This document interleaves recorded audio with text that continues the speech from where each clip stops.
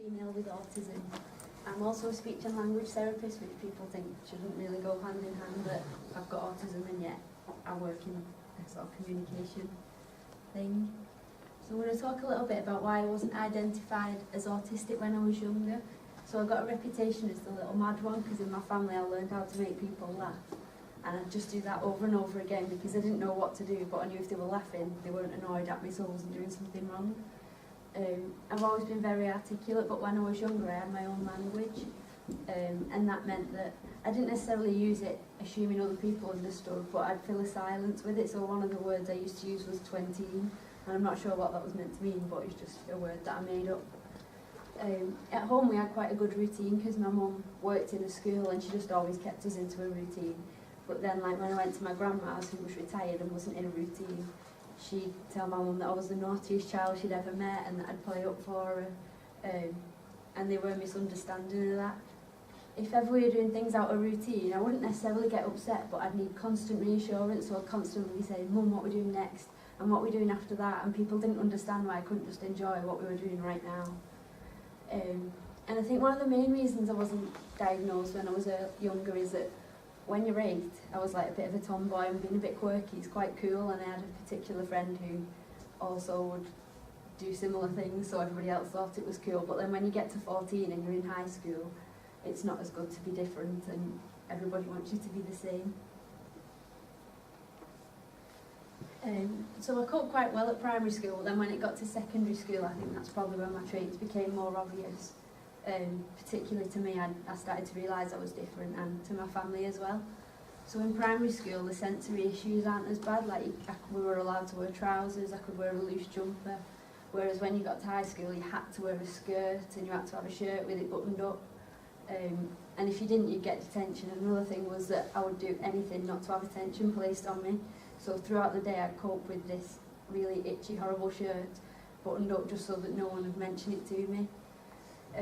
In primary school, everything you need is in the classroom, it's all there for you, but in secondary school you've got different lessons on different days. You need to bring different things on different days, so I'd cope by just carrying everything around in my bag every day. I'd always have my PE kit, I'd always have every book I might possibly need just in case. In primary school there's not as much change, so you're with the same teacher in the same class all the time and you know what they expect of you, especially if you get used to them. I had the same teacher for 3 years, so we knew each other really well. And then when you get to high school, there are different teachers every lesson, different expectations in each class, and moving around different classrooms again presents its own sensory issues. In primary school, your friendships rely more on playing, so like playing chasing games in the playground, whereas in high school, it is more about girls stood around gossiping, and that was something I just had no interest in. I couldn't really follow either.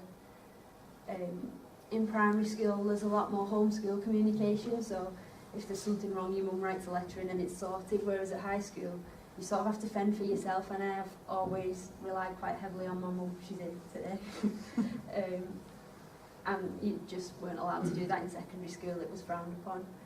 In primary school, I'd hold it all together at school, and I'd get home, and my dad used to wind me up because he knew I was going to cry, so he'd wind me up to get it out of me, so that for the rest of the evening we could relax. Whereas when I got to secondary school, I realised it wasn't socially acceptable to cry, and that complete exhaustion from the day, I'd just end up sleeping as soon as I got in until like 9 o'clock after school. So what finally led to my diagnosis, when I was 18, there was a traumatic family event where a relative died. It sounds awful, but I wasn't really that affected by the fact that somebody died, but it meant that people came to move in with us that hadn't lived with us before. There were people upset and I didn't know how to deal with that, and I didn't know myself really how I felt or how I was supposed to feel. So all my coping strategies just went, and that's a lot of females with autism will tell you that. There's not much studies on autism and grief, but a lot will say that the coping strategies just go out the window at that point. I had some counselling sessions following that for post-traumatic stress, and the woman who was my counsellor suggested I went for some confidence and assertiveness classes because I was just really quite passive. I first read about autism in girls when I was doing a study for university. As I said, I'm a speech therapist, and I came across a page about girls with autism, and it was like a light bulb, and I was so relieved because finally it wasn't that there was I was doing something wrong or I was bad. It was just that there was something else going on with me and it wasn't my fault. My first assessment, when I finally got referred, the doctor's response was, I don't know why you need to know because there's no cure, so why does it matter? When I finally got through to the actual assessment, the lady met me for half an hour, said I had lots of the traits but they weren't strong enough, so it wasn't autism. Following that, I went to the National Autistic Society, who said you definitely need to get a second opinion and probably to change doctors, which then resulted in my second assessment, which was really in-depth, and I finally got my official diagnosis when I was 23. And like Alex said, a lot of girls with autism end up getting diagnosed in adulthood because they just mask it so well. So I'm going to talk a little bit about the core features of autism and how it relates to females and me in particular. Like Alex said, a lot of girls with autism have one particular friend. I did have one best friend called Joanne. She didn't mother me as such, but she more pushed me to do things that I'd rather have opted out of, which has obviously in the long run helped me. I wouldn't say I had any other friends, particularly not in high school, but I'm still friends with Joanne now and I still use her to mimic what's appropriate and what to do. I'm not good at reading people's emotions, so very often if I can tell something's wrong with someone, I'll go through a load of questions to get there. So I'll say, are you cross? Well, are you sad? Until I finally get to something, I'll say, no, I'm just tired, or something else that isn't maybe as obvious as being really upset or really happy. Like Rachel talked about, alongside that there's the exhaustion of trying to constantly keep up with emotions, trying to constantly keep up with the social side of things. And another one, a social thing that I do is straight talking. So I might say things that other people think are rude, or very often nowadays they tend to think, oh, she's funny, she's so straight talking, but it's not that I know I'm doing it. So for example, when we were planning our work's Christmas party, somebody said, oh, I don't know whether to wear heels because I don't want to look short. And my response was, well, whether you wear heels or not, you're 5 foot, so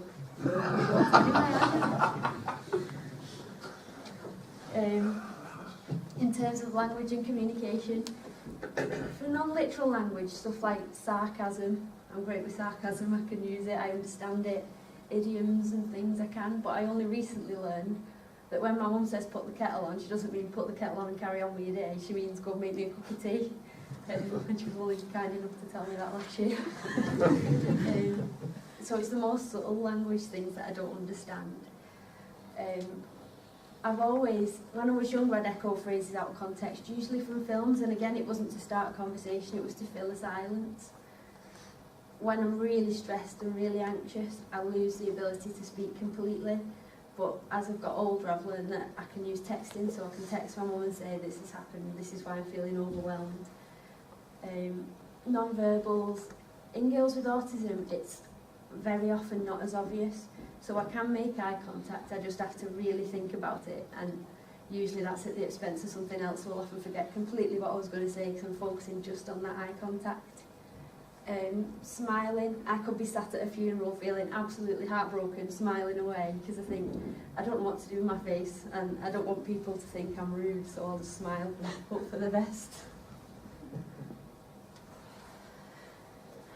Flexibility of thought, again, this is one that people seem to think isn't there in females or is often missed. So for pretend play, I used to like setting up small world equipment, so we had these Victorian families that my sisters liked, and I'd set up the house, I'd put the doll in the bath, things like that, and once it was set up I thought, what do you do now? I've set it up, it's done, that's the game over. And I did prefer construction toys like Connects and Lego. Like I said before about echoing phrases, I used to repeat phrases from films, and even now, if I'm anxious or something, I'll have a line from a film going round and round and round in my head, and it's probably just as annoying for me as it is for everybody else. Flapping, again, they say that girls very often don't show these stereotype behaviours, but I definitely do. We first noticed it when I was 19 and I was in the process of the first assessment that came out, no diagnosis. And we were at Chinese New Year, and at 19 years old, I was stood on a pavement flapping and jumping, shouting, Mum, the dragon's coming! So that is what I do when I'm really excited or when I'm stressed. I've never been a particularly fussy eater. When I was younger at home, I'd eat absolutely anything. But as soon as we left that environment, I would only eat sausage, chips and beans. So I could be at the pub, I could be at a friend's house. and I didn't have control over the sensory issues, who was there, who was talking to me, but one thing I could control was what I ate, so that's what I'd have every time.